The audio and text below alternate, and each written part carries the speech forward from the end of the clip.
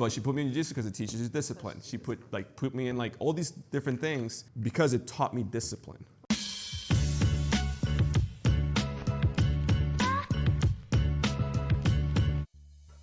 All right, welcome to this show and podcast. We have a bunch of special guests. Today's episode is going to be very interesting. We had already good conversations going before recording, so I'm excited for this. For those who don't know me, my name is Josue Pena. I'm Stirling Cooper. I'm a former award-winning adult film star.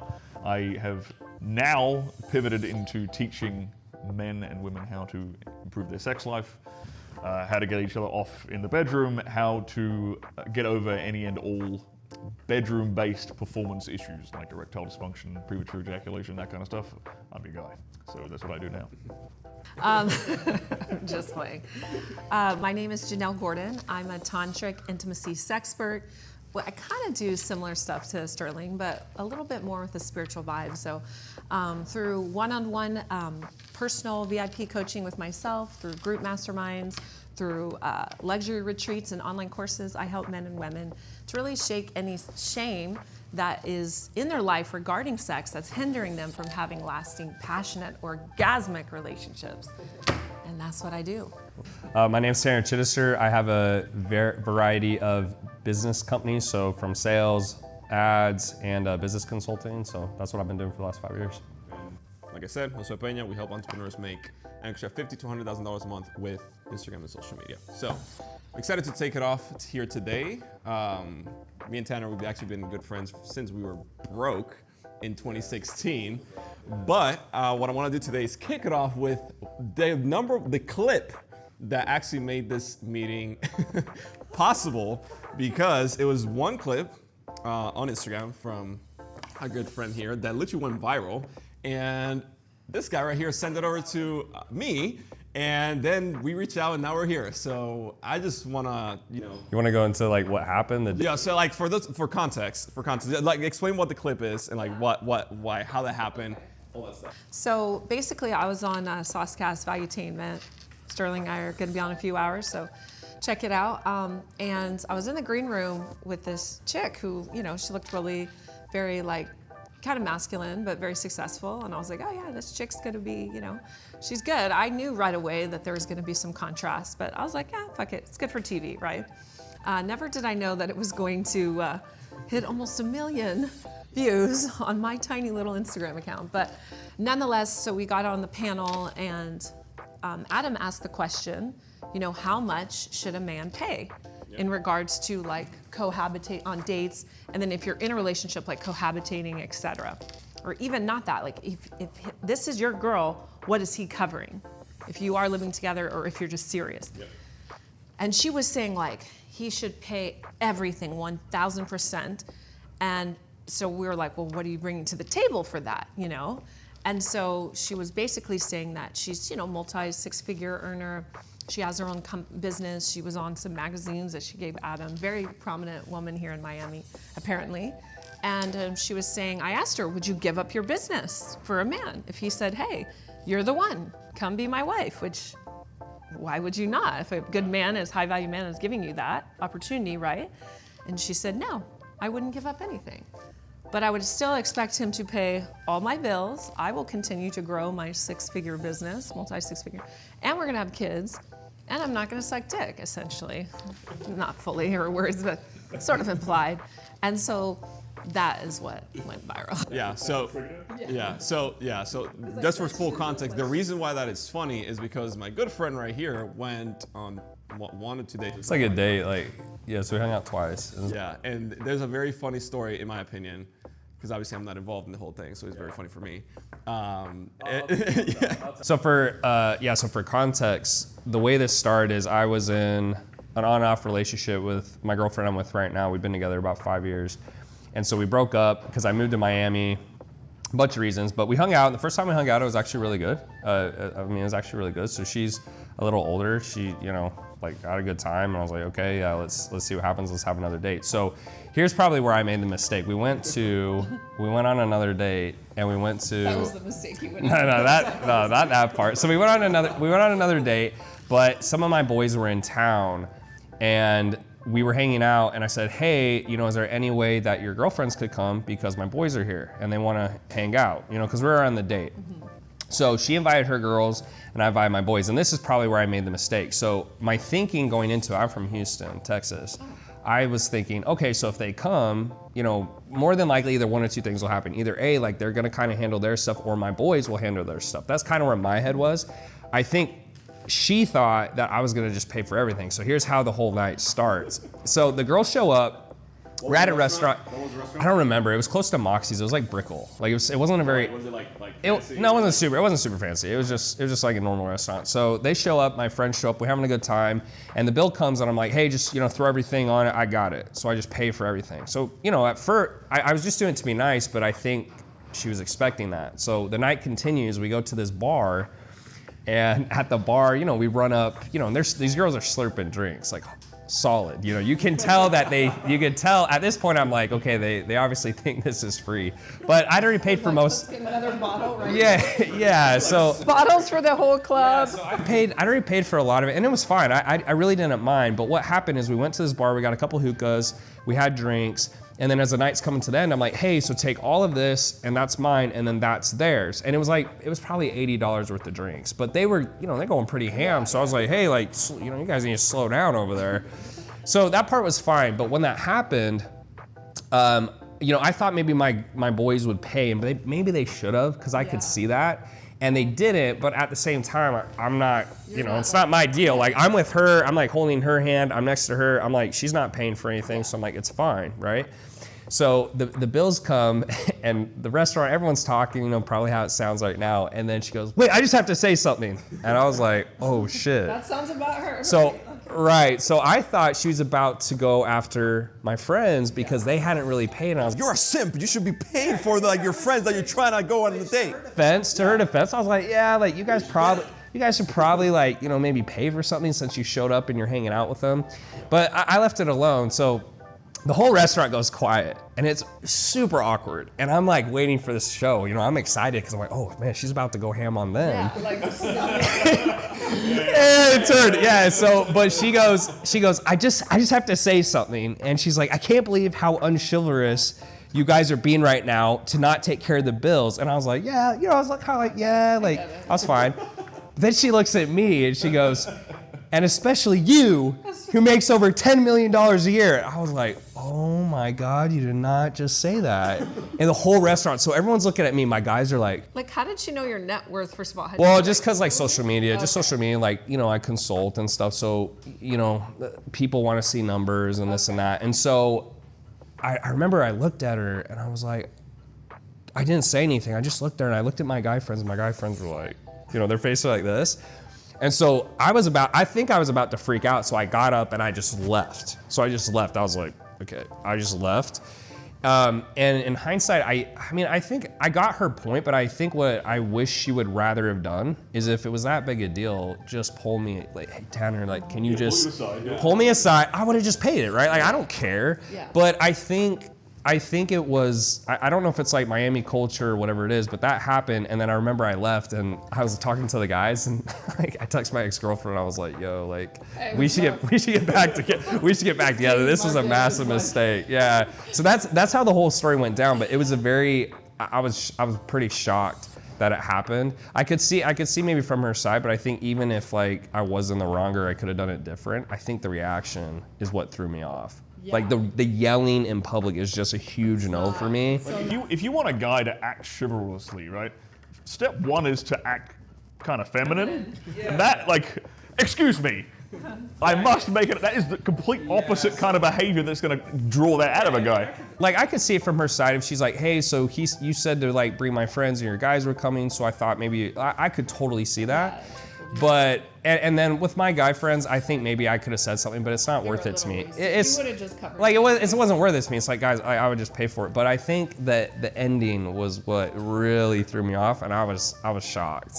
I was shocked. Because all men want to do is go home and fuck another guy, right? Like that's like, but essentially like that's how she was acting, right? To yell and call someone out like that in public. That's very massive. Well, and I just think it was entitlement because I already spent, the tab was already $1,000. So I was paying for everything. So, you know, I was like, I threw in a good amount of money, it's $1,000, and then it was probably $80 worth of drinks. So I just thought, if it was the whole bill, there's just a bunch of factors like, man, like if it was $1,100 bill, totally could get it.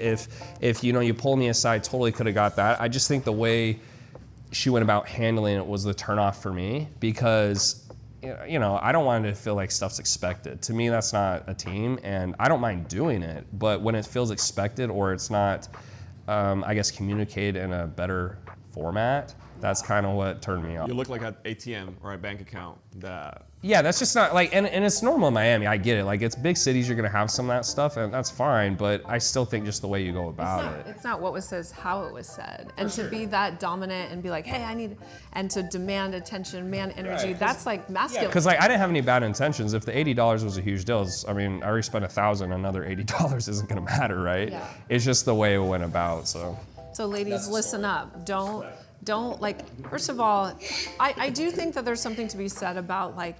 If a woman gets ready, gets dressed up, and all that stuff, it's a lot of work. And I disagree with Myron and all them.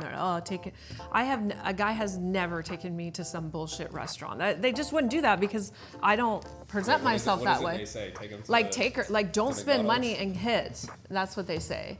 Don't spend money and on as many dates as you can. Like, really, don't at all if you can get away with it. So I don't agree with that philosophy. But what's the philosophy behind that? So too many guys are simping on women, like spending all this cash money, and they're not getting laid. They're not getting anything in return. I think also it's because most men don't like build enough money to actually attract the woman they actually say they want, and there are a bunch of just pussies like they're just weak. You guys take me to Pollo Tropical, like on a first date, like you would just know, like. I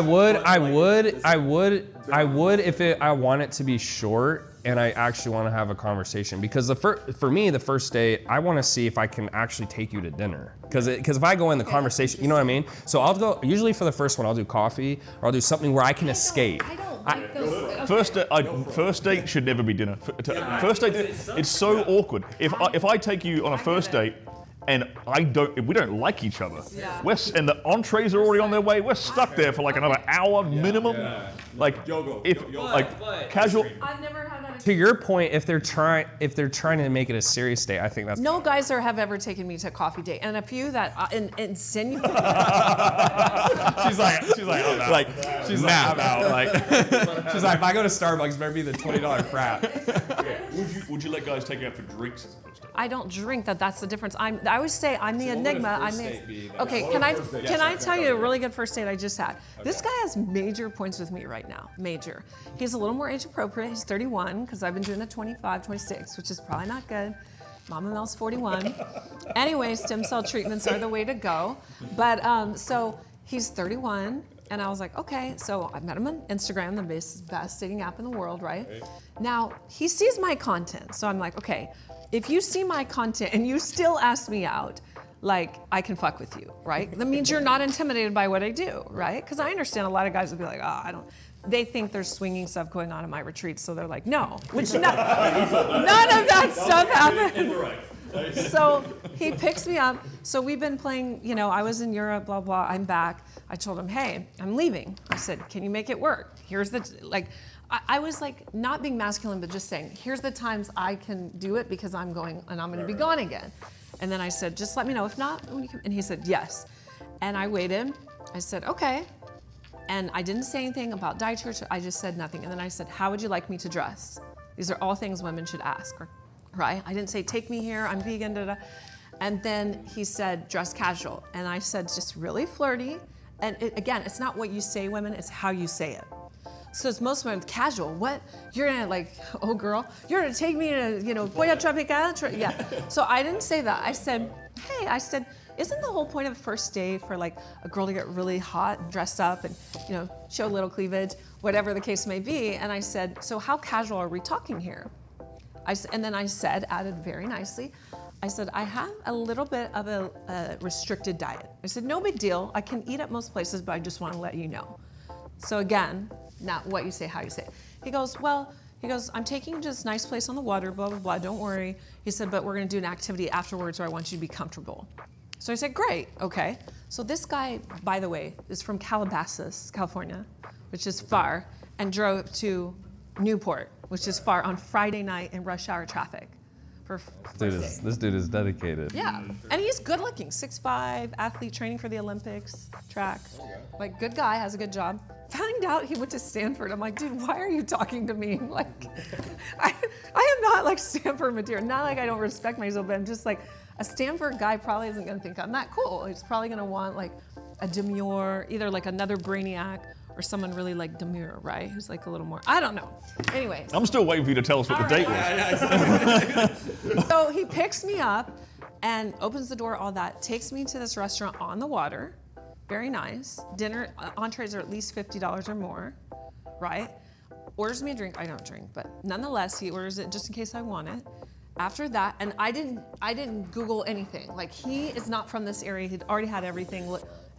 Then he took me to play pool. Again, not my cup of tea, but A for effort, for trying. It was a fun, cutie, flirty, engaging activity. At the end of the night, he takes me back to my house and pulls up. My son's obviously asleep with the nanny, so we don't go inside, right?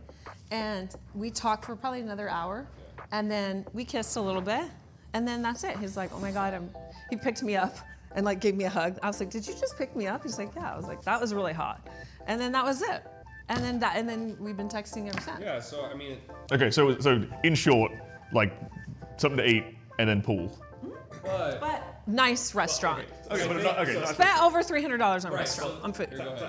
Time out. So you were texting before and you were like having a good conversation prior to the date. Yeah, we FaceTime like maybe twice in a few months. If you FaceTime, that counts as a first. Because I've never FaceTimed a girl who I didn't like, who I had a good time on FaceTime, where I had a bad time in person. Okay. If I have a bad, only like 5 or 10 minutes FaceTime. it still counts because it's enough. Like, but I'll also say, I mean, the date, that is a good date, but the risk is on him because he drove all the way, and then if you have a bad conversation, you're not having. I get you guys' point of view. So that's more why, for me, it's just I don't want to be on a date for 2 hours and then 10 minutes in, it's like, what do you do? Nothing. What do you want to talk about? Nothing. I've been on dates like that where there was nothing I could talk to the girl about because she's not doing anything and she didn't understand what I was doing. But if you've already had the FaceTime, So you consider that as a prior? not like a date, obviously, but because you don't dinner. Have any chemistry? Yeah, dinner is for conversation. If you can't have a conversation, I don't want to take you to dinner. Period. I agree. And women, if you can't, like, it's one thing to look hot, but you gotta, here's like, it has to be like 80-20, you know, as much as it should be a little more than that, 60-40 if you ask me. You gotta put as much energy into your, like, you put a lot into your body, like everyone in Miami. Their body, booty, this, that, hair. But just you gotta have a little bit going on up here. Like, guys don't really care if you have a ton, right? You don't have to be like crazy smart. It depends on the guy. You're very cerebral, what you do, you're making money, you need that. But you have to be able to carry a conversation and be interesting. Well, that's the problem with that's why I say dinner as a first date is a terrible idea for most guys, because the average man can't carry a conversation very well. Oh, so you're saying the men? You're putting this on the men? They'll use people tend to use dinner as like a placeholder for conversation. Like they think it'll just like buy them time. Wait, like, explain to me. I'm confused. What do you mean? What, we've got to sit there for like an entree and then a dinner, so that buys me like, you know, a good hour and a half with you. Versus us, say, sitting down for drinks and I have to fill that hour and a half with conversation. Coffee where there's right? there's no. Where it's entirely upon my personality and my charm to occupy that, say, hour and a half of time. Versus if we're at dinner, okay, there's stuff going on around us. People coming in and interrupting us all the time, right? That's what the guys kind of lean on it as a crutch, I think. And I don't think it's a smart strategy. For your I think average it's better man. for the average guy, right? And honestly, like you said, a lot of women can't hold that conversation either. It's just as awkward for them. So it's like, why would you? I think you're setting yourself up for failure if you know you're not the most gregarious, you're not the most, you know, extroverted person off rip with everybody. I think you're setting yourself up for failure as a first date doing dinner. I'm an introvert believe it or not, I'm an introvert. And the girlfriend that I have right now, actually, now that I think about it, I retract what I said, because I actually drove an hour north from Miami to Weston, because she lives like super far north. Josue will do whatever it takes. Josue is the man. And then on top of that, picked her up, by mistake slapped her in the face the second she walked into the car. Yeah, like that. But it was a mistake, because like she's coming in and then I go like this, right? Like she, you know, it was one of those things. Yeah, but like to just like love. That's how it happens. yeah, like, but to like put it a little bit down. It's like, hey, look, I'm just nervous. I'm just like, I'm just nervous. It was nice to meet you. It's nice to meet you. And like, so I think men trying to like all like men up, when in reality, like a woman just wants a man that's confident in himself and like doesn't care about what you think, like on that side. And then I took her to dinner and we had a great conversation. But before the dinner, I was texting. It was a great exactly. It was very engaging from that perspective. I had a good time there. I'm like, hey, I will have a great time in dinner because of this. I did not just Tinder swipe, hey, let's meet up, dinner and Red Lobster. Two totally different scenarios. Exactly. What's the worst thing you guys hate about a woman on a date? Like, what is it that drives you nuts? Expectancy, like what Tanner said. It's like the entitlement. No, I don't. So I don't mind that as much. I feel if you ask a girl, well, no. So yeah, but if you ask a girl on a date, I think they, to me, it's like, okay, I asked you on the date, you came, you're spending time with me. I usually will pay, and I won't even talk about money until I'm in a relationship, and then I might say, hey, I don't want to do 100-0, because then to me, it's hard to know if the girl's there for you. But wait, define that 100-0, because some people might not know what you're. Like 100%, like you're paying literally everything. You're like saying everything. you don't want to do 100%, that you want them. Not in a serious relationship, because for me, I think that's my biggest concern is I make a lot of money, so I want to know for sure that you're all about me and not my money. So it's like that to me is proven. I heard you say team several times. I like that. I like that. So what do you expect her? What would you not expect? That sounds bad, but what would you like? For instance, like your girl, what does she bring to the table? Well, so I mean, first and foremost, she's actually doing something that's attractive to me. I like girls with ambition. What does she do? Can you say? So she has a business. Yeah, she has a business. She does like business consulting. She's been in the fitness industry. So I don't care what they do. I just want them to be ambitious. So if you want to build the world's best garden, knock yourself out. I just want to know that they're not sitting at home doing nothing all day. That's not attractive to me.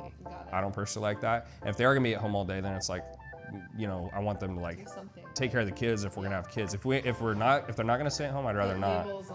Yeah, and then like for example is, I want to provide because I feel like that's my job and that's what women want. But if, for example, if you want to live in a $20,000 penthouse, okay, we can do that, but then what are you gonna contribute? Because to me, if it's like 100%, and this may be unpopular, but if it's 100% where I'm just like, let's say I'm paying $20,000 a month for a penthouse for rent or something, and they're not contributing anything, they take that for granted as like it just, yeah, so for me it'd be like, okay, cool, what can you contribute? And maybe the number for her is like $1,000. So she does contribute monetary, not just cleaning the house. I'm sure you have a housekeeper, right? She does, yeah, and or like she just helps with some groceries, or maybe she picks up Uber Eats for us. I had a buddy who had a girlfriend who she wouldn't pay for anything, and it's not, and she had like and she had a really good business, and that's fine if that's what you've agreed to. But for me, I want to feel like I'm on a team, and if I just feel like I'm a piggy bank, it's not attractive to me. You don't want to feel like you're being taken advantage of like that, right? Because otherwise, I'm like, that's what I do when I'm single. Like I can just pay for everything and date everyone. So what I'm curious, are there any kind of green flags you're looking for?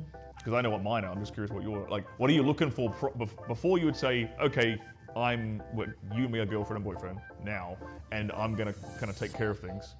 Are there sort of green flags that you might see before that would allow you to make that commitment? So I think first and foremost is it's a fine line, because I think most guys, I like girls who are ambitious and are doing something. I think there's a fine line because, this is my opinion, I think a lot of guys go for girls who aren't doing a lot so they can have control, which is fair, because it's true. The more, if they have nothing to the table or not a lot, you can impose your will a lot, but that to me is not very attractive. So I want a girl who, at the end of the day, she go, okay, like Tanner's here, but I don't need Tanner because, right? Because then that makes me feel like, okay, she's actually here for me. She's choosing to be here. Most guys get intimidated by that. I actually prefer that. So she has her own business. She has her own business or something. She's ambitious. She has goals, and then it's just usually it's an offer, like where. We started dating, she would cook for me or she would offer stuff, and I don't need her to, but I just want to feel like, hey, like, do you want help with that? Or, hey, can I contribute? I don't know, it's just the offer more than anything. So this $1,000, so like, what do you do with it? Do you just like, you don't need $1,000. So what do you do? Do you just like put it in an account for her to grow in Bitcoin? What are you doing? I'm just curious. Like $1,000, he doesn't need $1,000. No, so if we were doing rent or something and we're paying the landlord, right? Like she would just contribute that portion, and then that's like I would only pay like, let's say 17, she'd pay 3. That's just an example. That's an example, but to me that's important. Some people will disagree with that, but I just think, how do you really know that they're actually there for you if they're never contributing? I like it. So the way I would answer that last question you just had is, I'm looking for things prior to even me labeling her as girlfriend, and they're her trying to show her love and affection to me in any way she can. So maybe she's cooking and cleaning around the house. Maybe she just buys me a random little present out of the blue. I actually hate getting presents. I can't stand getting things. But yeah. But it's not my love language. But the fact that she did it, okay, she's willing to spend some of her own money to like give me a present. Okay, that shows signs of commitment and love, right? Or if we go for a drive and I'm like trying to fill up her gas tank for her. I'm doing that out of kindness of my own heart, and she's trying to stop me. That tells me she's not trying to take advantage of me for money. Or if she covers lunch or something one time, like puts her credit card. Like she'll buy if we're sitting around at home watching Netflix and she pays the Uber Eats or whatever. Yeah, and like the farther the relationship goes, the more I'm willing to take over 100%. I just think for me, the issues I've always ran into, especially like just Miami or big cities, is you don't know. And so I just basically say, all right, I'm gonna find out for sure. I'm not gonna guess, I'm gonna find out. And that to me is just a good sign when they're willing to contribute, because I shouldn't say most, but some women want to have everything handled. I would say most. That's a fair statement. What are your green flags in relationships? That was a couple of them right there. Being religious is a good one. Having a great relationship with their father is another really good one. Not smoking weed at all is a giant green flag for me. Do women smoke weed? Ugh. Yeah. That's my biggest red flag if she smokes weed. Why is it a red flag for you? I've just been around enough. I mean, being in the porn industry, I've been around enough women in California who just I'm traumatized by the kind of girl who is just Stinks of weed. No, she's just such a complete wreck if she left her weed vape at home. All right, like they can't function without it. Yeah, it's interesting. They say weed's not addictive, but people literally act. They act like you tell them they'll sit there and preach it's not addictive, and they can't find their weed pen or whatever. They will freak the fuck out. Dude, it's totally So that's why that's a giant red flag for me. Okay. What about you? What were your green flags? The green flag's very similar. So my girl, love her. We've been together, I think, almost 2 years now. So literally, right now is when we started dating. Yeah. So when we started dating in the first year, we were going on this trip, Hawaii. So she paid for the flights to Hawaii. It was $3-4 grand. It was 3-4 months into the relationship. So that to me tells me, okay, she's not taking advantage of me to try to go to Hawaii and have a great time. It's she's putting and contributing to the relationship as well. And she's always been like that.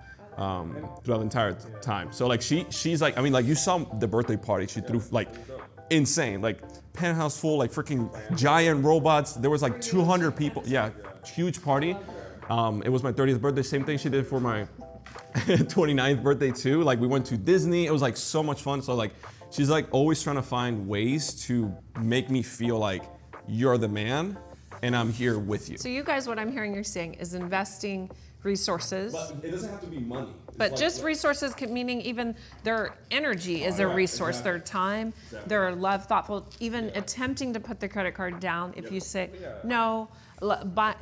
Some of them actually did invest resources. But what are the red flags? So you said smoking weed. Oh, smoking weed for me, it's like any sort of smoke. Your smoke coming out of your mouth is a red flag for me. Because you just want to listen to this, ladies. Because guys just want to make out with a mouthful of smoke. That's exactly what they worked on. I actually don't mind if she's if she smokes cigars. I actually don't, because I smoke. Sorry, if she smokes cigarettes, because I smoke cigars. So now, when I was in my teenage years, I couldn't stand the taste of a girl with a nicotine mouth. Now I kind of like it because I smoke cigars now. Well, I can't do the smell of cigarettes repels me, and weed too. Hookah and stuff like that, it's fine, it's whatever. But my main thing is if you're addicted to anything, it's a red flag for me. It's like if you cannot live with XYZ, addiction is like a red flag. If you don't have control over your own life in any sort of way, like it's exactly. Exactly. And the whole point of that is like you take responsibility. All right, let's talk about, this is a good one. I know this is not my show, but I have a great question. My bad. I'm surrounded by guys. I'm feeling the testosterone, all right? So would you guys, and I probably know the answer, would you guys date a single mom? Hello? I dated a single mom. Okay. Sterling's like, no. Okay, fine. I wasn't going to date you even anyway. Yeah, so I dated a single mom in 2018. That was the first year I made $1 million. So it was come up. Very stupid of me. I started blowing money. It was very dumb. And then what happened was she started taking advantage of it. And then me, I'm like, my mom and dad are still together. I love them. My dad is like my hero. I started playing hero for the kid and for her. Like she was like, oh, I'm gonna get an eviction. Oh, I don't have a car. I don't have, like, and then she will like use intimacy and sex and like physical affection as a weapon. Now I see it, right? Back like literally like we would go like, I don't know, to a hotel in Punta Cana and like for 7 days, beautiful hard rock, like all this thing. Nothing for 7 days. Like she arguing, fighting the entire time. Like we landed, it was fighting. No, like it was horrible. So like that's a big red flag for me. And the thing is that the kid is always gonna come first, right? So for me, I'm 30 right now. I just turned 30. So obviously maybe like when I'm 40, if I'm single, like hopefully not. Like I love the girl that I'm with right now. Yeah, like I don't want that. But it's like right now, like I would not date a woman that has a kid simply because I don't have to. I don't need to, you know? So for some guys it is a fetish though. Okay, Sterling, tell us. A fetish? Yeah, I'm going to tell you in a minute. Well, I think I can see the pregnancy being a fetish, but like having some child running around the house, I don't see how that can be a fetish. I'm telling you, some guys like prefer a single mom, and here's why. Not the single moms you're talking about. Any of that stuff I have never. It was like next level. Well, these thing. are like horrible. hot mess of single moms. We're talking about like a single mom who like has her shit together. So I've never done that. I think that the reason why some guys are attracted to single moms or me is because like I'm very feminine. I'm super nurturing. I do have a son, but he doesn't rule my life, and a lot of people aren't going to agree with this. I put my needs first before my son. And people are like, what? How's your son? He's almost 8, and he's almost 5 feet. He's playing basketball. His dad and uncles are 7 feet, so he's going to play. So the point is, I think a lot of women become martyrs for their children. But the bottom line is, when you fly on an airplane, what do they tell you? Secure your kid's mask first. No. You put yours on first. And so it's not about, my son has never gone for anything. I mean, he's been to like 13, 14 countries. I lost track. Like he's out there. He's been to more countries than most people, adults have. So he's had a good life. But the thing is, like, women put themselves into their kids thinking that kid's gonna be there, especially if it's a boy, but no, that kid's gonna grow up and he's gonna leave your ass and he's gonna find someone. A lot of single mothers tend to use like their son, especially if it's a son, they'll use him as like an emotional surrogate for the husband. Correct. Because I know lots of men who grew up in a single mother household, and it's the kind of like emotional baggage. I'm obviously not saying you do it, but the kind of emotional baggage that single mothers can dump onto their son is horrendous. And I have to check myself, and this is why I travel, not a lot where it's like not healthy for my son, but enough where it's good for him, because we can become codependent because we're together all the time. So I can be gone for 7, 10, 14 days. My son, well, sometimes I have to beg him to call. I'm like, hello, do you need me? But that's a good thing. He's independent. He knows my mom's coming back. She's handling business. So I think a lot of men who know like how women are, once your hormones change once you have kids. You become more nurturing, more affectionate. So just imagine like how I am with a man, right? Like I'm giving him this love, energies, and I am not turning down sex. In fact, men are running away from me. That's why I date 25 and 26-year-old. I think it just comes down to expectations. So my experience, I dated a single mom. She had 3 kids.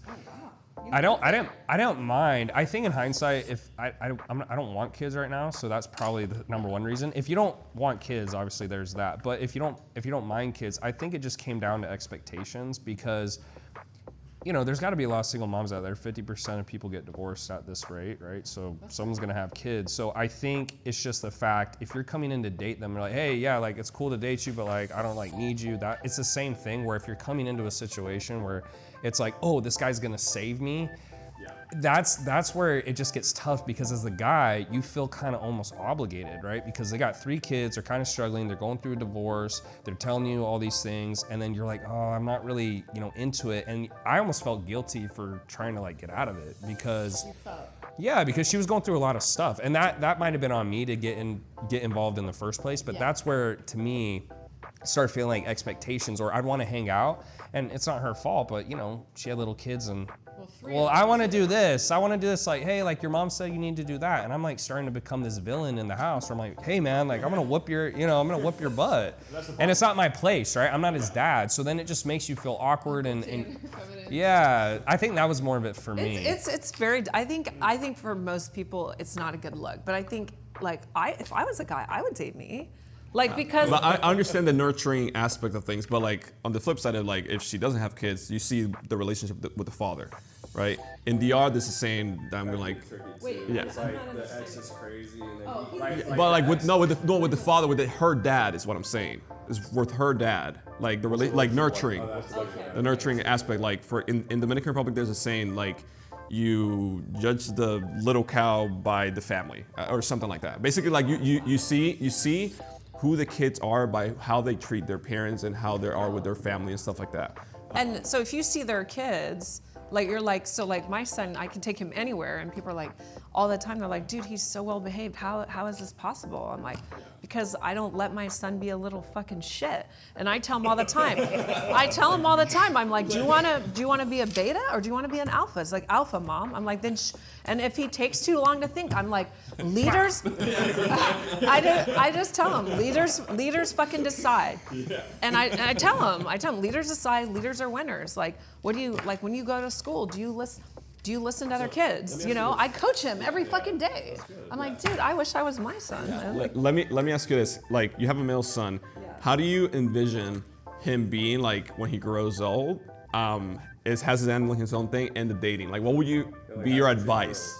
How do you handle the whole situation with girls? Like most moms, like I'm a only child, and my mom was like very protective of me, like insanely. Like I had to like break out of that, and like it was crazy, and she loves me, right? But the point is, like, how would you handle the situation like your son dating, I don't know, like at 16 or 17? True story that just happened? Sure. So I preach what I say. I do practice what I teach, but a lot of times I'm human too, and I have to check myself. Yeah. So the other day, so my son does game, and I know people are like, gaming's bad, but you know what, kids do it, and it is how they communicate. I just police it, right? So he games with his friends, they're all on these conference calls, like 5 or 6 kids gaming, and it's social, it's what they do. And so there's like a little girl, and I'm like, who's this girl? Like, who's this, whatever her name was. Oh, mom, she's so-and-so's cousin. She plays with us. And I was like, the fuck, you know? And then I heard him saying, oh, so-and-so likes Amadi. And my son is gorgeous. He's racially ambiguous. You don't know what he looks like. He's beautiful. And so then I found out the girl like had a little crush on him. I was like, that hoe. Like I was sorry. She was like, hey, but the bottom line is, I tell my son now, I already have coached him. I was like, look, that's your lingam, that's your penis, that's for you, and you only, no one touches it, da-da-da. And he knows. I'm like, we don't call it some weird name, nothing. And I say, listen, you know, my son, you know, he's mixed with West African. Because one time he came home, he said, Mom, how come in preschool they all like pee together, like in line? And he said, Mom, how come so-and-so is like small and white? And I said, you know what? We never say this, ever. I said, you're mixed with African, and so you're, you know, I'm just very honest. I said, but you never, ever, yeah, I say never, ever say anything about this to another man, you know. I said, and so I'm very frank with him now. I tell him, listen, girls are gonna be on you. He goes, yeah, Mom, but I'm not interested in them right now. He's like, I'm good. He's like, maybe when I'm like 20. I'm like, I know that's not gonna last. How old is he now again? He's about to be 8. Two more. I know. It's tough though. So to answer your question, I'm gonna encourage him obviously to respect women. I do that, and he knows about like moon cycle. He knows about all that, so he's gonna be no. But I'm also not gonna, I tell him like, you can't be really nice to girls either. I've already told him. I was like, if you do that, they're gonna take advantage of you. So, And that's actually like that is good advice in general. think so? That's because What would you tell my son? because think about everything that I mean. send him Where home for a week how old are you with again? you. Sorry, 31, 30. Yeah, I'm 36. Like so, I'm a little bit ahead of you guys. But like when I was going through school, all the brainwashing you get as a young boy is the complete opposite of what women are actually attracted to. Like every single Disney movie, every single Hallmark romantic comedy, the TV show, sitcoms, Friends, like this crap. Everything that you get programmed, everything you get programmed with teaches you the opposite of what actually works with women. I will challenge you on that. The Friends thing? No, on the Disney thing. On the Disney thing. Please. So, my son's never seen a Disney movie, not because I absolutely love Disney. Aladdin, Tarzan. He laughs because like he knows like it's actually true. Are you but like Gemini? You got no, playful energy. I'm September Libra. But this is like the thing. At the beginning of a relationship, when you're trying to know the person, you cannot be too nice. That's my opinion, right? It's like you're trying to see who they are, et cetera, et cetera. Like you're trying to like qualify them. It's like, okay, here's a red flag, here's a green flag, whatever. And then after the qualification period or whatever it is, then you're like, okay, now you're like, let's go on trips. Let's go to Hawaii. Let's go da-da-da-da-da. And now you like be more romantic. I personally enjoy that side. And you know, my girl loves too, but you can't overdo it and have her just be repetitive, you know? So It can't be predictable. Can be predictable, it can be repetitive. I think you still have to keep that, like, don't go all in with her. You gotta still, There's a balance. you gotta mix it up and keep women, because women get complacent easier than men. Men are always like, you feel bad about single mom stuff because you're trying to solve problems. You too. Men are really wired to solve problems only. And then when you see, like, you go back to your trigger to your moms, and you seem like you both have good moms. Do you have good, decent, right? I got that. So you're like, okay, this is a mom, and then I gotta solve this. So that's how you're wired. But you don't wanna be too nice, even when you're in it, because then women are like what, I got the fupa now, like, I got the ring, I think a little simple trick that I like literally, like, I'm an engineer by degree, so I like just systematize like in my head. It's like, hey, look, once a week, there's a little tiny, small activity that's fun, and she's looking forward to that, right? So like, I mean, girls, all they want to do is have fun. So like, that's the reality. So like, that's true. It's true. So it's like, I'll challenge you on that in a second. okay. So and then one small activity once a week for like something nice, fun, whatever, right? And then once a month, then you do a little bit tiny bigger. That's a little bit more of a bigger activity, maybe a picnic, a romantic picnic on the beach, whatever, right? So that keeps her like always kind of like looking forward to that small little thing during the week that she has no idea which day is gonna be, because it might be Monday, it might be Friday, it might be Thursday, whatever. But then obviously once a year you do the anniversary, and that's when you go, or birthday or whatever, a little bit bigger. So that's my little way, if you will, mentally, to like compartmentalize, because I wouldn't. So you can keep track of it too. Yeah, so I can keep track of it, because I wouldn't be able to do it. I have it literally on my calendar. Is this a spreadsheet? Can we just Yeah, on my Trello, on my This is actually a good example. yeah, and I have like a full list of activities in Miami, a full thing. My EA just like picks things like, hey, look, you're going on a date, like literally a full system. That's a great example of how a guy who is more like rationally, logically minded can be the romantic type, spontaneous romantic type, by literally like programming it. Like, but it totally, I completely get that as a dude who's very logical. I'm like, to me that sounds fantastic. But if you put that in front of a woman, like I'm gonna assume that you don't tell your girlfriend exactly how the system works. I don't tell how the system works. She knows the system exists. Yeah. But to her, on her end, it's like in The Wizard of Oz, like you're the dude behind the curtain, who's like, she doesn't want to see behind the curtain. She doesn't want to know how she wants to happen. Doesn't want to know how she doesn't want to know how the sausage is made. She just wants the exciting, fun, spontaneous experiences. But some people might say, and let's go out here and say this, that this is like training a dog a little bit, and that's okay. But am I not correct? No, I mean, all humans, we're all trained by habit. So it's like, it's the same thing, like for men, I The think. thing is just, you have to keep doing what you want to do. I think what makes it unattractive is when a guy starts just doing things only because she wants you to. So not in that sense, like you need to do those things. Yeah. But there's certain things I'll say like, hey, like I'm gonna do these things, and if you don't like that, like I'm not the right person for you. I think you just have to be willing to put your foot down at times. She used to come on for the ride. Versus, oh, okay, you don't like that? Okay, I won't do it. This and that. That's just to me, and it's not attractive either. Yeah. So I just think like to your point, that stuff is good because that's important, and I think that's important. I try to do a date night once a week as well. Yeah. But I just think being able to, say like when enough is enough. Because if you're always just doing whatever they want, I think that's what's unattractive. I want to touch on that. So you mentioned something before. Girls just want to have fun, right? I'm going to challenge you on that. Yeah. They do like to have fun, but they need to have, like, I look at it as an emotional roller coaster, ups and downs. Yeah. Women need the down just as much as they need the up. And you two both give a perfect example of that with your single mom drama and the other drama. Where we go on holiday and she's just making drama, right? I hate that. You hate it. Men hate it. Men cannot friggin' stand that. Men just want to be up the top. They want the happy.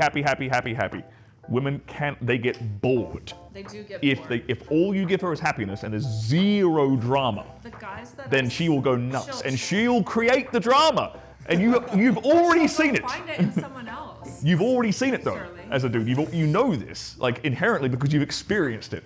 Like everything's happy, the relationship's perfect, and she just starts a fight for no reason. Because it's in her DNA. She needs it. So you might as well be the one that makes the drama in the first place. Because then at least you're in control of it and you know it's coming. So how would you like create healthy drama? Because like I think there's like great question. Find something to beef her about. Yeah. Playfully. Okay. Just on a small scale example, say she's just cleaning the house. Oh, baby, that's so fucked. Okay. Let's role play. You just clean the house. I was literally gonna say let's All right, role play. We do all this. All right, you just clean the house. All right. Baby, thank you so much. That was amazing, but you missed a spot. Oh, okay. Like that's not creating. That's a small scale example. Okay. Small scale example. Wait, I missed a spot?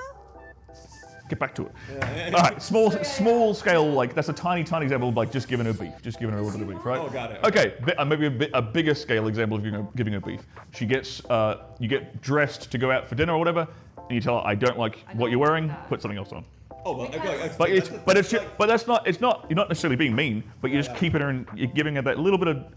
Yeah, I mean, like, well, you say that. I say that anyways, like naturally. I'm gonna go some bigger stuff. So it's like I don't like that. It's like, can you, I say it nicely. It's like, But the example you were given before, a lot of dudes won't do that. A lot of dudes will be like, just give her whatever she wants. No, you don't. Like, no girls wants a simp. Exactly. Like, she wants a leader. She wants something. The guys that I'm still hung up on to this day fucked with me, fucked with my head.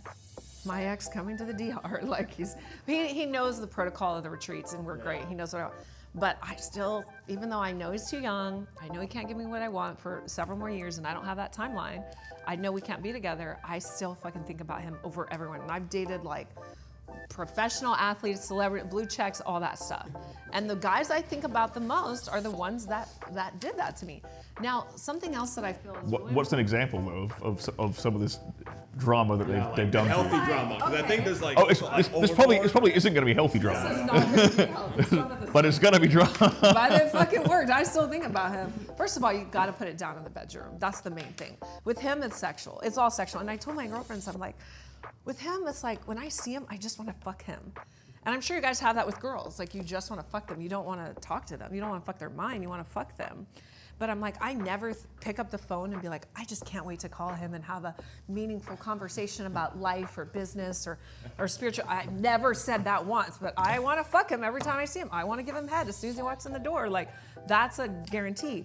So I think for men, you have to put it down sexually. If you don't know what you're doing, seek help from someone like Stirling or me. There are tactics where you can grow your penis, you can last long. All this stuff you can do, whatever you can do it. The second thing I would say is distance, and guys don't do this enough. You cannot, like, I'm a huge proponent of this. A lot of people will not do it, but you can't sleep with your partner day in, day out in the same room in bed. It is the worst thing you could do for your relationship. If you want to see your relationship go in the trash quick, cohabitate and sleep in the same bed every day and every night. You guys will become friends and roommates. It's the law of sex. So what I teach is actually the science of sexual polarity. It is a science, so you guys could geek out on it.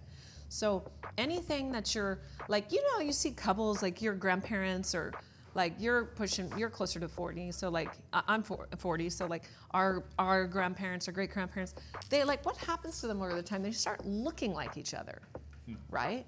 That's not a great thing. It's because whatever, you know, the law of atrophy, things get worse, not better. And relationships get worse, not better if you don't work at them. People just think, oh, if I just take girl on trips and do this and that, everything's gonna work out great. No, if you don't work at your relationships and sex, it gets worse and it will fail.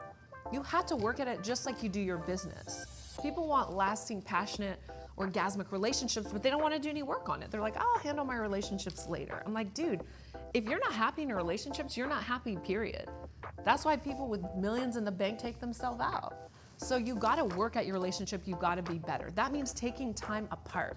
I tell couples to come together for my retreats. Trust me, it benefits me more if they come together, because 2 people in one bed, I get still 2 people paying. But I also tell them come alone sometimes. It's good to come alone and do the work alone and be around other girls. You're not gonna have sex with me, but you're gonna interact, you're gonna eye gaze, you're gonna soul gaze, you're gonna breathe together. They're not swingers club. We do push you, we put you in positions that will really, like, you've never been in these positions before, trust me, not a sexual position. We do that as well, we teach you the Kama Sutra. But you gotta spend time away from your partner so that sexual polarity builds. Yeah, I completely agree with that. You have to. And if you... It's what's that old saying? Like, absence makes the heart grow fonder, right? She can't really appreciate everything she loves about you, I don't think, unless she misses you. That's correct. She has to miss you occasionally. And you guys are both very, very busy men. You're probably absent from your girlfriend just because you have work to do, I'm right? just working like throughout the entire day, and then like 7 p.m., 8 p.m. That's when we come again. But you probably go on business trips and things without her, I would imagine. If you guys have financial resources, if I'm making $10 million a year, I'm having 2 homes personally. This is me if I'm a guy. But isn't that, well, I guess But- just a quick, go ahead. But at least, at the worst case, you have different wings of the house. You should not be getting ready together in the same bathrooms. No, I know it's cute. You can do that on vacation once in a while. You as a woman, you don't want your guy to see you like wake out from the bed, talking while, that's what we call idle time. That fucking weakens sexual polarity faster than anything. Yeah, so you want her to get ready down the hall, and then she comes and you're like, damn. And it's like all over again, like the first time you met her while she looks great. And you need some, people want to put everything online today. Let's put everything on tell me everything. I tell my partners, don't tell me everything. Keep some shit. And I don't think you should be totally honest with your partners either. So I'm curious, like, what would you guys say? I mean, this is actually a question for you too. Like, what would you say is the difference between? So you guys said you need polarity, you need to be apart, etc. Okay, so what would you say is the main driving factor if someone is wanting to do poly or open? Like, is that part of it, or is it more just or is variety something else? Because like, does that make sense? Because if you're saying you need polarity, you could be apart, but you could also date other people, right? So you just have like people in the mix. So what would you say is so how so? For me, it might be different. I think if the girl wants to sleep with other dudes, then she doesn't love him. No, she doesn't know. A woman's work. It's very, very different. I think that's completely different for men and women. Yeah, it's not fair, but women should not want to take more than one dick inside of her body at one time, if that makes sense. Women are programmed to want one man, to want his children, to leave him a legacy. If they're wanting to have multiple dicks inside of them, she's for the streets. For a guy, guys are, I think guys. I think as a man, I'm perfectly capable of loving multiple women. Correct, he does. He showed us all the busty women that he has. Okay, so to answer this question, men seek variety. And there's nothing wrong with wanting to love multiple women. It's just like Mike Rashid says, most men can't do it. They can't take, you can do it. Yeah, because he's in a poly one, Correct. isn't he? Yeah. You could do it as well. You have the resources to take care of multiple women. I think if you can financially resource it, then go for it. But that's different than polarity. People are like, oh, Tantra, I can fuck a bunch of people. No, in Tantra, we go deep with ourselves first and then deep with one person. And then you might open and bring in other people. But it's done in a very lucid way. Like Mike doesn't lie, it's like everything's on the table. He tells, and people that just want variety and just want to fuck a bunch of women, they'll just stay single, in my opinion, or have this very clear-cut understanding with the women or wives in your group that this is us, and everyone has a part. For me personally, it's about just having a big family, really.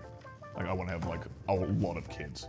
So one woman can't do that alone. So I literally, that's actually the goal. Like 20 kids is the goal. Wow. Yeah. Jeez. So my great grandma, One woman, she's gonna be struggling to do that. my great grandma actually had 20 kids from the same guy in DR. I keep hearing, every time I talk about this, I hear someone mentioning my great grandmother cranked out like 10, 15. Like women were built different. Oh yeah, 100%. There's no TV. Like literally 6 p.m. sun goes down. There's a little light candle. It's like. What else is in it, dude? Yeah. Today can't handle even having natural childbirth. They're like, I breastfed for a month. I'm like, dude, I did 7 years. Fuck off. All right, quick question, segue, quick question for the two dudes here. Yeah. When you have, let's say hypothetically, your woman had your first kid, would you drink her breast milk? Oh yeah, it's great. I mean, like seriously or jokingly? I mean, I'd probably do it. I don't know if I'd be like dead serious about it. So you'd at least try it. Yeah, I mean like jokingly. But yeah, you wouldn't make it part of like your workout regime. No, nothing. No, that's what I'm saying. Like something No, serious. it's like my supplement in the morning is like, I don't know. I mean, I reckon I obviously haven't experienced it yet, but I think that would be like the ultimate like biohack. Would have to be human breast milk. It has to be. I just couldn't take it seriously. Like it just like I'd be laughing the whole time. Vanilla protein powder tastes the same. Like a little scoop of like creatine. Yeah. Like I protein. still have some in the freezer. There's just some stuff that is just, to me, it's over the top. It's like, is it gonna make that big of a difference where I need to like actually get a milk pump and like get a bottle? Like, I'm actually gonna have to like research this because I'm like my OCD is not gonna like. Again, another benefit of having multiple wives. True, but okay. So let's talk about that because like a lot of guys hear that, right?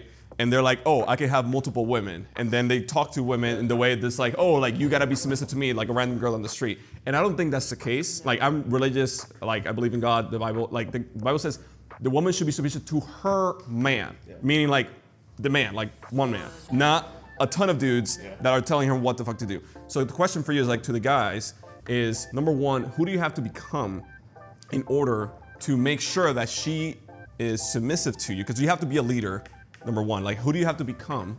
And then what, like, the different elements that you think a leader should have as a man? Decisive, right? Having a vision, having a plan, right? Because you can't lead someone somewhere if you don't know where the hell you're going. The ability to manage your own emotions, so you can actually help other people manage theirs. That's super important when you're dealing with women, right? And I think for what does a guy have to become? He has to become, well, a leader. He has to be comfortable in himself and know what he wants. He has to be able to express that unapologetically. Because I don't lie to like the girls I'm dating. Like they know that I'm not exclusive to them. Yeah. So I'm like, but I'm able to do that with honesty and with integrity. He is a man. And it's not like I'm trying to deceive them in any way. They're completely aware that.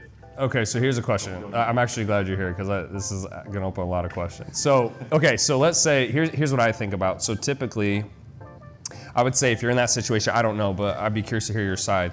So if you're dating a bunch of women at once, then I would assume that maybe more of those women, and I could be wrong, would maybe not have as much going for them versus, let's say you went to Kylie Jenner. You're like, hey, I'm gonna date 6 other girls. She's like, no, you're fucking not. Yeah. So I'm curious if that's the case. Do you feel if a guy wants to do it, because of course you can do it. If you're gonna do that, do you feel like you have to lower your standards, or do you feel it's just you have to look longer and longer and longer to find someone? Because that's a harder thing to ask, right? Cool. Yeah, I get it. It's like I'm playing on like super duper hard mode. Right. So I'm not trying. My women are not. I would not say I would say they're very beautiful. I mean, you've seen a couple of them already. A couple of them don't really. I mean, one of them has like a regular day job. Actually, a couple of them have just regular day jobs, not super duper ambitious, like you might be saying you were looking for, right? One of them is incredibly ambitious though. So I'm really looking more for the girl who's not super ambitious, who's more family orientated. Right, because I want to have family. But to me, that's the kind of what I'm looking for. That green flag of like, does she want to have kids? Does she want to be a Cool. team player too? Like, if she wants to have kids, great. Because I know I'm a good choice for that. We're compatible. We work, and I know I can support that. Good. Yeah. So I guess that's the hard part, because I feel if the more, would you agree with that? The more they have going for them, the more options they have, the more they can take care of themselves, the less they're going to put up with. Would you agree? You know what? Oddly enough, if they're in that situation and they're older, they're more likely to go for my thing. I was just gonna. If they're in that situation, older. And they're in their 30s, they're more likely to go for me. Correct. For instance, I will be living proof of that. I've seen this happen. There's a couple of examples of this. Yeah. Yeah. So for me, like I had the conversation with my ex, who's like 26. He's a little more mature for his age, but he's still 26. And I said, listen, he's like, I can't give you what you want for at least 3 years. He's like, you have to let me do this. And he's honest. He's like, there's no one else I'm pursuing. There's no one else I would want to marry or have kids with but you. But he's like, I can't do that now. He's like, I'm 26, you know. Like, just be honest. You know, I love you, blah, blah. He's very honest with me, right? We finally got to that place in our relationship. And then he was like, but he's like, I would want to have, if I'm financially able, I would have a couple. And I said, I would do it. I said, as long as I'm one. And I obviously would. My time is, you know, running for kids. So I was like, well, I have to have your first. I'm older. So I am more, is that going to be what is in store for me? I don't know, but I'm definitely open to it. I think you'll find that women who are women who've taken this very ambitious, say, career path or like an entrepreneurial path, when they end up in say their early 30s, they are. Why would you say that though? Just because it's like a ticking time bomb. It's just running out, and they're also looking for. I mean, I'm just basing it on like the conversations I've had when I've gone on dates, and it's like, and because I'm completely upfront about it, and it's kind of ballsy, but I'm like, look, you're not going to be the only one. They kind of they respect the balls. They respect the balls. They respect the honesty. Do you do that on date one, or you wait until like date 3? Date one. I feel like On the coffee date, you're like, No, drinks. okay, yeah. Drinks help it go, like, you know, a couple of cocktails help that. why wouldn't you wait till date 3 to kind of like maybe warm them up? Because So I they. don't want to waste my time and I don't want to waste their time. I respect him more. Don't want to waste their time. That just seems like a lot. That's like, what if you went to someone and said, hey, by the way, I have an STD on the first date? I think you should. I think date 3, ease me into it. Like, Here's the thing, time is a luxury that we don't have. And if a guy I'll tell you exactly how I do it too. Yeah. This is exactly how I do it. I say, how many kids can you give me? That's the question I'll ask her. And she'll be like, two, 3. They'll always say like 2 or 3. That means 1. They'll always if say they 2 or 2 3. or 3, that means 1. Exactly. Women's and bodies can't handle it. exactly. And then I'll say, well, I want 20, so I guess I'm going to have to find someone else to help you out. Correct. And the interesting. Other, That's actually not a bad But lie. Tanner, here's the thing. As a woman, and you know, obviously I've hit the wall. I'm 40. If I'm not dumb. People are like, oh, you've hit the. I'm like, yeah, I say I've hit the wall. I don't sit there and live in a fantasy world, which women do. And that's why. Yeah, but it doesn't make it any more easy to get. At least if I'm going out with him and he's like, hey, here's where my cards are, and I'm like, okay, here's my cards, and you just say it, then it's like wasting no more time, no more days. If it doesn't work, you just rip the band. Okay, so that makes sense. So last question on this, and then we can move on. So last question. Okay, so let's say I like hypotheticals, and I'm interested to hear you guys' takes. So someone has been dating, let's say Josue, right? He's been dating for 2 years. Okay, then Josue goes to her and says, hey, I want this. Like, the chances of that, I'm assuming the chance of that has got to be close to 0. Pretty low because of the foundation he's created that relationship on.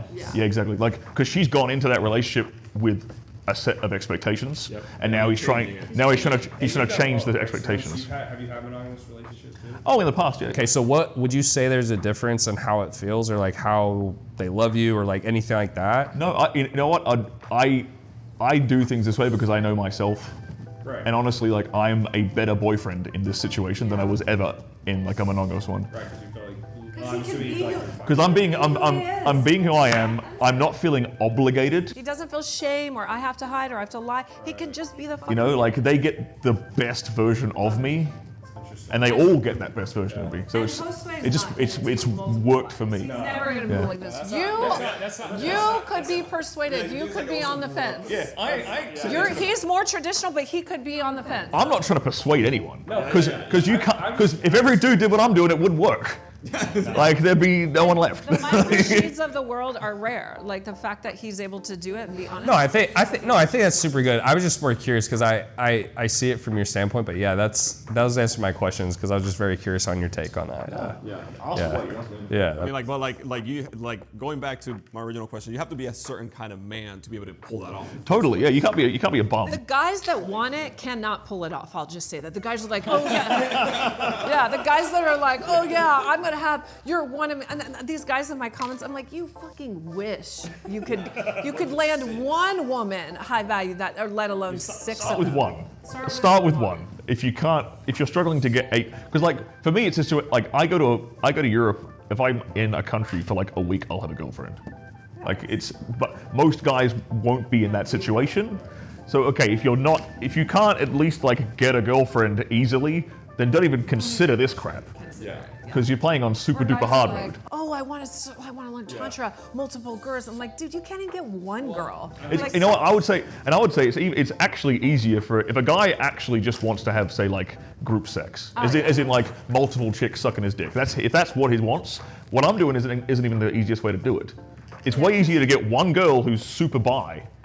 Right. And like she's down for that kind of thing. That's way easier to get one girl who's like that and then let her do the hunting.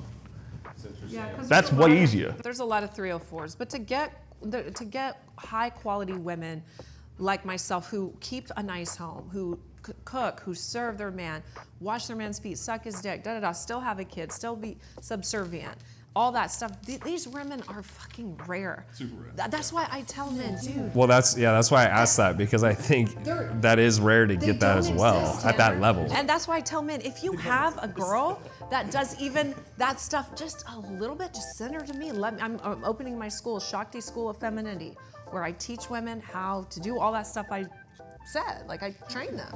It also and not to harp on this same conversation, sorry, but another way of doing that is you have to make sure you're rewarding the correct behavior in your relationship. Kind of like if every time she, is cleaning up around the house or doing something like that, like unprompted, I love you, baby. You're amazing. Yeah. Like that's when I'm pushing my affection on my woman. Is when she does something completely unprompted out of the blue that I love that kind of servitude. I'm like, that's when you get all of my absolute, honest to God, love and affection right in that moment just to show her that I appreciate that. Yeah. And I want to see more of that kind of energy from her. And women want to be seen. I say this on Saucecast all the time. They want energy, they want to be seen, they want to be admired, loved, protected, all that stuff. But if you have a woman who has even just like traits of high value woman, like send her to me. Don't leave her. Don't leave. Like seriously, don't leave good women. Yeah. And think, I'm gonna get younger, hotter. No, you're gonna get younger, hotter, and dumber. Oh yeah. Most of the time. I'm sorry. I used to, especially here in Miami, it's like it's a freaking nightmare. Not to take and bring home and nurture. I personally don't think. How old are your girls? They're various ages. Okay. Yeah, 30s, like mid 20s, early like 19, 26, 30, and 31. Yeah. I think you're going to get the most out of your early 30 girls. Full spectrum. But it's, dude, my 19-year-old girl is really, really... Well, she's a rare one, so keep her then. All the green flags also before. Good relationship with her father, very Christian, raised, like, all these things. Now it's kind of some... program, though. That's how did she find me? No, listen, hear me out. Oh, how did she get... Because a good Christian girl is not looking for you, no disrespect. She's looking for a monogamous... Instagram. I know, babe, but you're missing what I'm saying. I'm saying the mindset of a good Christian girl. I'm a pastor's and missionary's daughter. One of my girls is a pastor's daughter. Yeah, we're the worst. Like they're not. Yeah, exactly. All the holes are involved. Like they're not interested in you. No offense. They're interested in Josue because he's loyal. You would be surprised. So what prompted that? What screw is loose up there? I don't think that women really. I don't think women really know what they want. I think they want like a general idea, but they don't know specifically what they want. Because she wants her dad, and her dad is still married to mom, I presume, or religious. She's in love. She's in love. Oh, trust me, I know. Unfortunately, I, trust me, I know. you're like women will have women will publicly state all these like lists of criteria and things, and then they'll come across a guy who doesn't meet any of those criteria, but they fall madly in love with him, and they'll go for that guy instead. I mean, but it's just they're more emotional, right? That's why. I mean, it's not logical. It's not logical. We have so okay. I'll tell a story. Like I want your opinion. One of our buddies. Huh? One of our buddies. Yeah. I was not gonna say it. So, and we've always seen him like date very like over the top girls, like girls that have like a tattoo like across right here in the stomach, like huge, like very like. You know, unconventional, let's just say. Right. But like this was, I want to hear your opinion about this kind of story. So, and he told us this, right? So like they were, I don't know, they took a trip to New York together, in a hotel, whatever. She leaves the passport and the phone. Out of nowhere. Like she leaves her passport. She leaves her passport and the phone in the hotel room.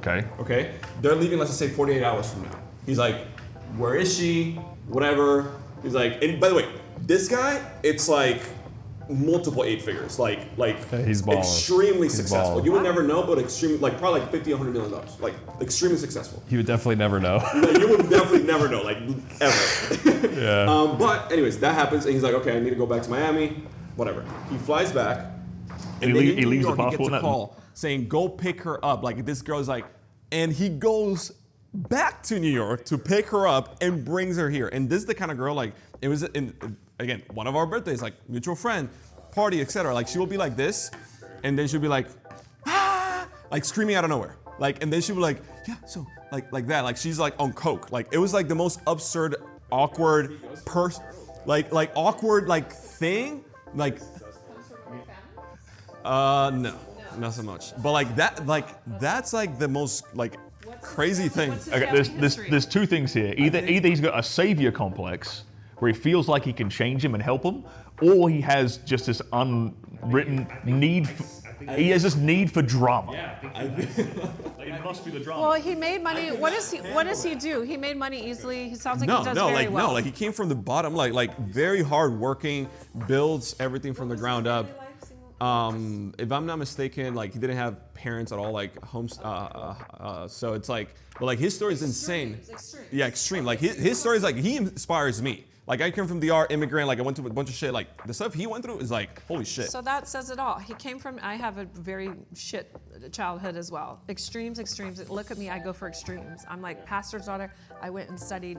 I was in the life against my will. I came out. I have a nonprofit. And now I teach sex. So it's extremes. So if you have a lot of trauma that happens to you when you're young, you don't have those formative years are really important. If you don't get that like really strong something, mom, dad, loving energy, and you're just in systems or abuse or whatever, it fucks with you and all you know is extremes. Remember, you always go home no matter where you are. You're wired to go home. That's why broke people stay broke, rich people stay rich. Because you go home to where your emotional mental state is. He's just going to extremes. Even though his money changed, he's like extreme this, extreme that. And she sounds like an extreme. She was the most. Like I've never, like personally, I've seen a lot of crazies. That's like by far top of the top.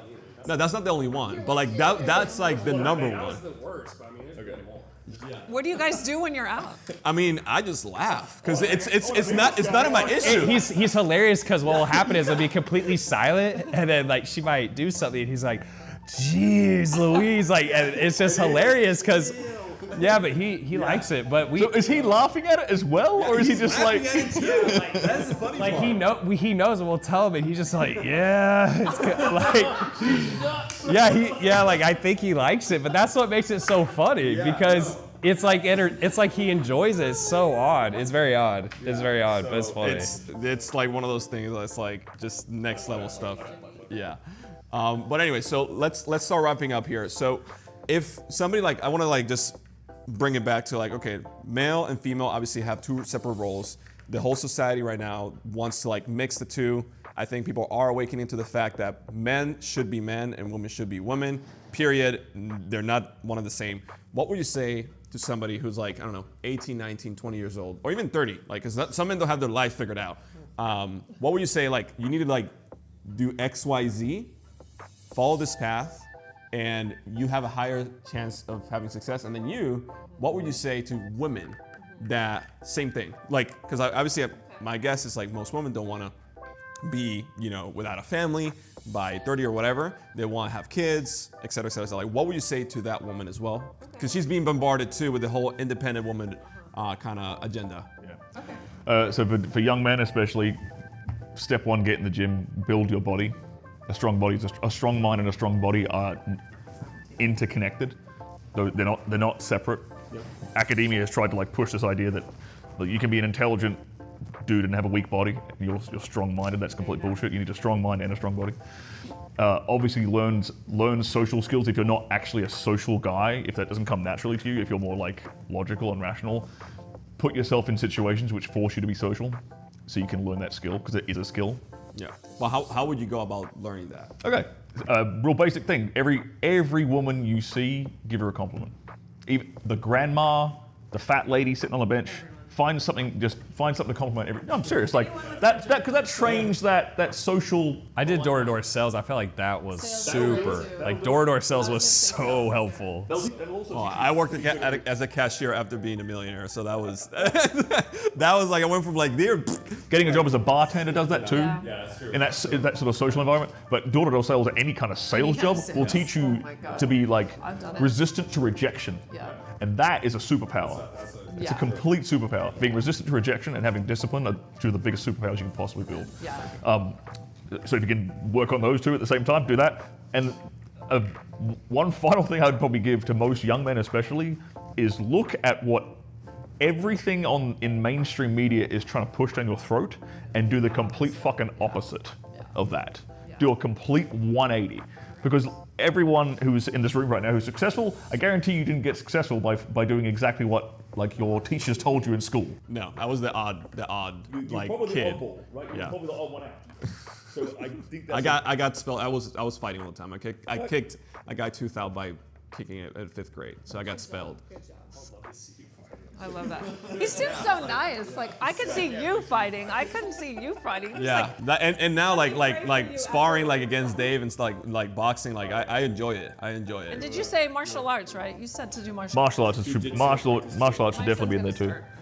But the reason like a lot of these things are similar, like say working in sales, doing martial arts, whatever. It's just the general idea is pushing you out of your comfort zone. Get comfortable being uncomfortable as a man, and you'll become disciplined, you'll become in control of your emotions, and you'll become resistant to rejection.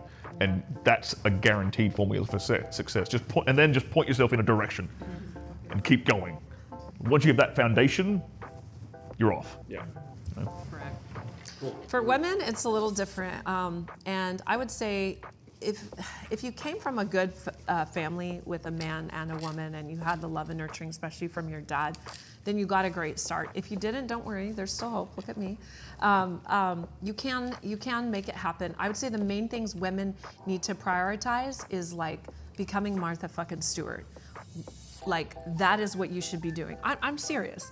If I had a daughter, I would not push, like, obviously I don't want her to be an idiot, so like get her educated as last, but I'm not pushing college. I'm pushing like, what can you do to make yourself, like, take care of your body, number one. I think that's very important. I don't think it's important for women to start training and looking like men. I do think that's an incredible form of discipline, but again, masculine trait. These women that turn into bodybuilders, see a lot of it down here.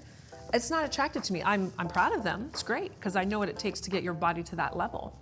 But I don't think that's the key. Work on your body enough to where you stay strong and fit and lean and into your body shape, whatever your body shape is. Also, I'm gonna say this is very important. Work out your yoni. It's what we call the Sanskrit word for vagina. I have a whole system. You can go to my website. If a woman isn't doing yoni eggs practice every day, she's literally creating her death bed for herself. Your yoni is a muscle. What happens if you stop working out in the gym for a month? Your muscles atrophy, right? So this is a muscle, and if you don't, and I don't care if you're 19, you need to be doing it now. You need to start now. And if you've had kids, you need to be doing it and then some. The number one most avoidable surgery for women in the world, remember, doctors don't get paid unless they're taking things out of your body, is the prolapsed uterus. This is very important. I'm not joking at all. Like your moms and grandmas, a lot of them probably they don't have their uterus anymore. It's a totally avoidable surgery. I have women as young as in their 20s, they're coming to me like, my uterus, my bladder's dropping. It's because there's no muscles there to hold it. So you gotta daily train your vagina, daily train your yoni. Like Kegel exercise? Not just Kegels alone. Would you just do this all day? Is that gonna do anything for you? No. What do you guys hit the gym? I know you hit, I can tell by looking at you how much you're lifting. So it's weighted eggs, and I sell them on my site. There's $100, will fucking change your life. Like, buy them for your girlfriend. And I'm serious. The other thing is steaming. So take care of your yoni like it's fucking 14 karat gold, because it is. A lot of women aren't fertile today. They're on birth control and shit. I will never put that shit in my body. Never. I've never been on it. I think it was like a week when I was in my early 20s. It's garbage. If a woman's on birth control, she's fucking a lot of men. And listen, when you're ready to have kids, do you know how many women can't have children today? Like they just, and they're not old. It's because the hormone, like, so stay off of birth control. Don't fuck around. I don't necessarily agree with being a virgin like that. I know guys want that, and great. I do think like, practice being in relationships, like real relationships, where you're having like, I think if a guy meets a girl and she hasn't had any sexual partners, I'm like, that's kind of scary for me personally. Now, should she have a fucking black book? No, there's a difference. What's the right number? I don't know if I can't say a number, but I think if a woman's been with a man or two and had relationships, not fuck situationships, like if a woman says, I've had a couple relationships, that's a good thing. Oh, great. You know what it's like to have a sexual polarity dynamic. You know what it's like to be, I know Stirling probably disagrees a little bit with that. But so don't be a hoe. Make sure your body is toned and healthy. Work out your yoni and treat it like it's gold, because it is. And then learn feminine skills. Like I said, I'm starting a school, Shakti School of Femininity. That if it's not available now, go to like, you know, they used to have home ec back in the day. Home fucking ec. Learn how to be Martha Stewart. Learn how to cook. Learn how to keep a house. Learn how to be submissive. Don't take advice from your single girlfriends, for crying out loud. Like, these are basics. They're single for a reason. They're single. Don't take advice in anything in life of that the person giving the advice you will not trade spots with. Yeah, if you're not jealous of their situation, don't take their advice. And have a spiritual practice, whether it's Christianity, God, Shiva, Jesus, whatever it is. Be connected and committed to that until you meet your husband, your partner. You know, and so that's my advice. What would you say to young men? Because I know you're.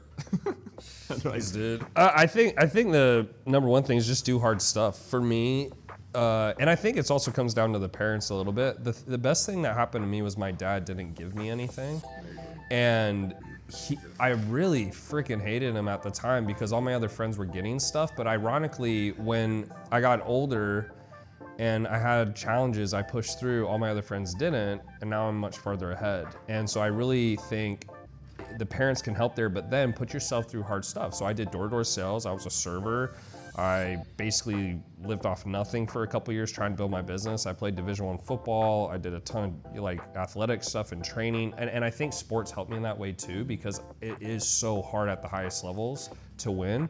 So when I went to business, it was the same thing. It was just mental. So I just think going through hard stuff and actually trying to, do hard things, whether that's sports or anything else, trying to compete and win. I remember, last thing I'll say on that was just, I was running and I was getting last place every time.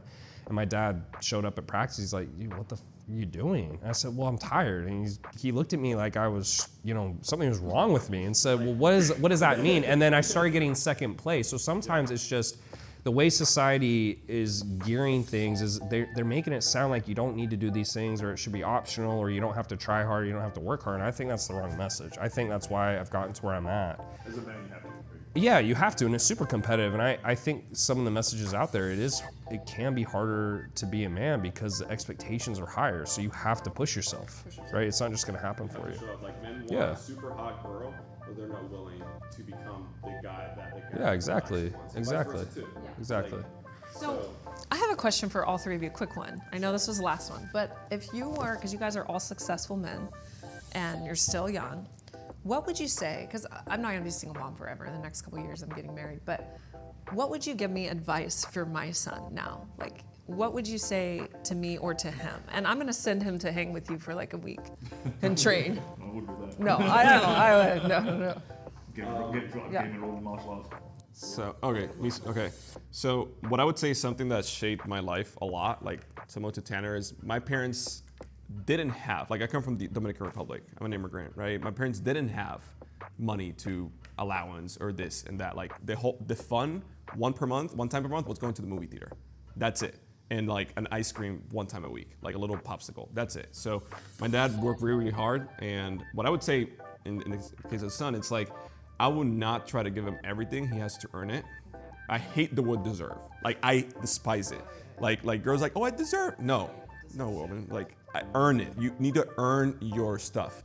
And so I would say like having earned it. Like when you're a kid, obviously, it's you know, you can't work normal, whatever. Like cut the grass, take out the trash, like clean the house, clean your room, wash your clothes, like read, like all these different things like will help.